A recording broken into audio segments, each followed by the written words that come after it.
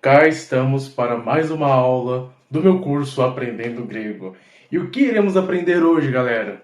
Pois bem, iremos aprender a diferenciação da pronúncia do grego clássico para o grego koiné. Então vamos iniciar pelo alfabeto? Pois bem, temos a primeira letra, que é alfa. Olha que interessante, para você que estudou os conteúdos prioritários, que foi praticamente os primeiros módulos, você vai ver que o alfa eu pronunciei como alfa. Já no grego clássico se pronuncia como alfa. É esse alfa e não alfa. Tem essa diferença. A próxima letra é a letra beta. Não tem dificuldade alguma. Então temos essa mesma ideia de que alfabeto vem de alfa, beta. Então, alfa ou alfa representa a letra A do nosso português e o beta a letra B. A próxima letra é a letra gama.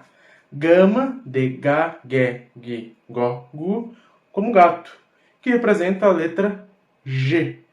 Não como gente, e sim como gato. A próxima letra é a letra delta. Olha que interessante. Da mesma forma que pronunciamos alfa, também pronunciamos delta. Diferente do koiné, que é delta. A próxima letra é epsilon. Lembrando que delta representa a letra D. Epsilon tem a mesma ideia do koiné.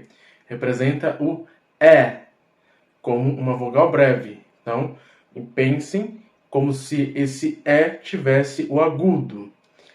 Epsilon. A próxima letra é zeta. Exatamente. Enquanto epsilon representa a letra E ou E do nosso português, temos zeta. Lembra que eu falei para vocês que o zeta ele tem essa diferenciação de pronúncia entre o zeta e zeta? No clássico, a gente tem que pronunciar como zeta.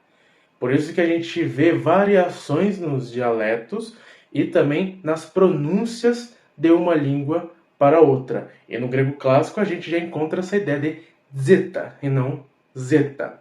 Representa o D e o Z. Lembra? Zacarias ou Zacarias. Tem a mesma ideia. A próxima letrinha é a letra eta. É uma vogal longa. Então pense como se tivesse o acento circunflexo. Aí a gente tem essa diferenciação do epsilon. A próxima letra é o teta. Teta. Lembra que eu pronunciei como feta? Aqui você tem que pronunciar como teta. Por quê? Porque o clássico ele requer isso.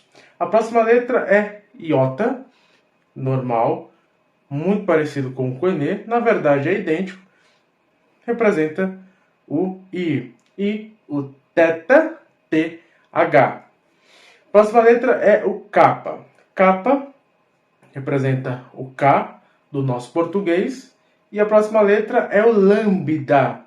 Lambda representa a letra L no nosso português. A próxima letrinha, na verdade, as duas próximas letrinhas, elas têm uma pronúncia diferente. Ela se pronuncia como M. M. Sabe aquele U em francês? Que não é nem U e nem Y, na realidade é uma junção dos dois. M ou do francês. Então você vai pronunciar como M, que representa M no nosso português. A mesma ideia a gente encontra no N, que representa a letra N. Enquanto no grego koiné o M é mi e o N é o ni, no clássico tem essa diferença. Mas tem algumas gramáticas que vocês possam estar comprando e vocês vão ver diferença. Então, eu tenho algumas aqui que eu vou mostrar para vocês verem. A primeira gramática que eu indico é noções do grego bíblico. Aqui vai dar a ideia. O M, ele é MY. Então a gente tem a ideia de m, não como ni, porque ele coloca um y. Agora, o interessante é que se você observar, você vai pegar uma outra gramática. E essa gramática, ela pode ter também uma variação. Temos aqui a gramática Aprenda o Grego no Testamento, do John Dobson. Cadê? Aqui, ó. Certo? Ele não vai colocar a pronúncia do M. Então, fica tranquilo. A próxima gramática que a gente vai ver vai ser a gramática do Renato Guzzo. Essas gramáticas, elas são de fácil acesso, então é bem tranquilo. E aqui tem a mesma ideia do MY. Exatamente a mesma ideia. Só que se você pegar, por exemplo, outros gramáticos, você vai poder encontrar a ideia do mi. Tanto o mi quanto o mu. Só que, como o Koine ele teve essa diferenciação de pronúncia, a gente pronuncia como mi e não como m ou nu. Ok? Uma gramática que eu indico para vocês, para estudarem um grego clássico, é esta daqui. Gramática grega, do autor Regon. E nessa gramática vocês vão ter o acesso de toda a parte gramatical do grego clássico. Aqui não vai ter questões religiosas, aqui vai ter mais a questão de como que funcionava a gramática do grego clássico. Pode ter uma citação ou outra, mas não é o propósito dele. O propósito dele é mostrar como que funcionava essa língua morta, essa língua antiga, que é mais antiga do que o próprio Koine. Ela é muito boa, ela fica na faixa etária de R$60. Por isso que eu indico para vocês, se puderem comprar, é uma ótima gramática. Tem uma outra gramática, que é uma gramática azul, eu posso estar colocando aqui na tela. E essa gramática, ela é um pouco mais profunda do que essa daqui. Eles vão trabalhar o grego clássico como o grego ático. Já já eu vou falar para vocês qual que é a ideia do ático e o jônico. Mas praticamente essa gramática ela é também a gramática do clássico, igualmente essa. E essa gramática ela é um pouco mais resumida no quesito histórico do que aprendendo o grego. Por isso que se vocês puderem comprar as duas, é de muita valia. A próxima letra é a letra Xi. Xi, ela pode ser representada tanto com o K e o S, quanto com o X de taxi.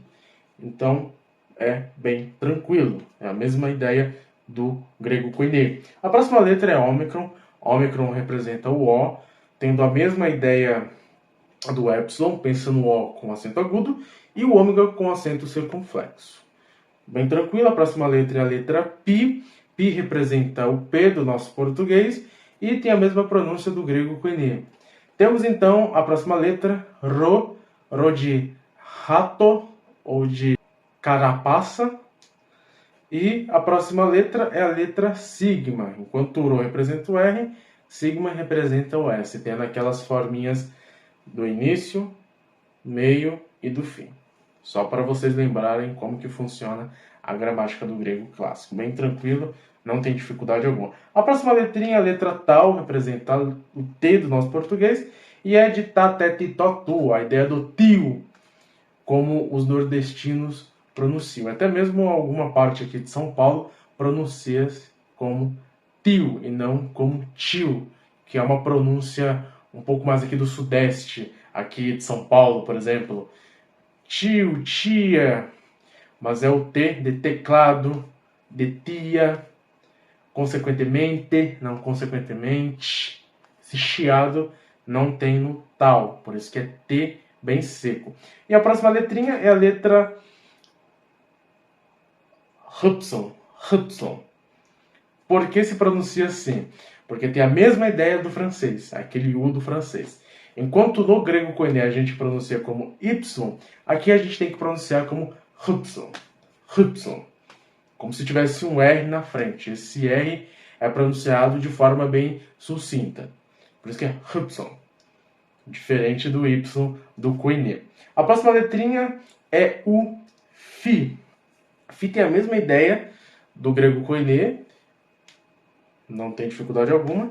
Enquanto Hudson é como se fosse o U do nosso português, o Fi é o PH, de filosofia. A mesma ideia a gente tem no Ki, do grego koine.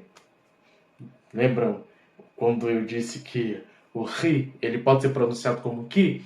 É porque tem essa variação também no grego clássico. Só que quando você busca lá atrás, toda essa questão histórica, linguística, a gente vê que se pronuncia como Ki, de escatologia.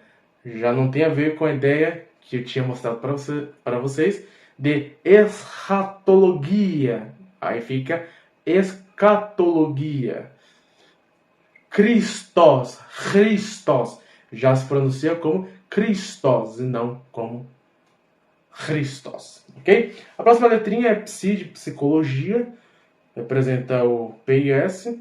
Então, voltando um pouco nas letrinhas anteriores, a gente tem o Fi, PH, o Ki como um K, ou até mesmo como CH, temos o Psi, PS, e por último o ômega, que é o O, como se tivesse o acento circunflexo. Então a aula de hoje foi essa, não tem muita dificuldade, é bem tranquilo. Na hora da gente elaborar algumas palavras, vocês vão ver que é diferente.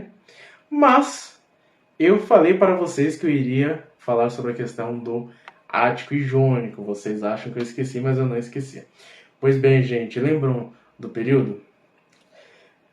O período, ele é dividido primeiro no período formativo, que vai de 1500 a.C. até 900 a.C. A gente tem esse grego primitivo nascendo como língua escrita. Desse grego primitivo a gente tem os três principais dialetos, que é o dórico, eólico, jônico barra ático. E o que é o jônico ático? O ático ele acaba vindo primeiro porque ele dá essa ideia do grego clássico. Então, quando você pega uma gramática do grego clássico, geralmente ela vai ser chamada de grego ático. Aí se desenvolve para o jônico. Por que o jônico? Porque tem essa ideia do grego koine, esse grego comum. Por isso que o grego comum ele é muito mais fácil de ser aprendido do que o grego clássico. Porque ele é o grego da população, aquele grego mais tranquilo, não aquele grego um pouco mais formal, difícil, como é o clássico, se formos trazer como comparativo. Por isso que o grego clássico ele se chama ático e o grego koine como jônico. E o interessante de tudo isso é que um tem influência na pronúncia do outro, um tem influência na gramática do outro, enquanto o clássico a gente vê 8 casos, no koine a gente vê apenas 5 casos, por mais que alguns gramáticos ainda usem 8 casos, que eu vou colocar aqui na tela só para vocês terem noção. Então a nossa aula de hoje foi essa. Espero que você tenha curtido essa curiosidade. Não se esqueça de acompanhar sempre os conteúdos complementares aqui do nosso curso.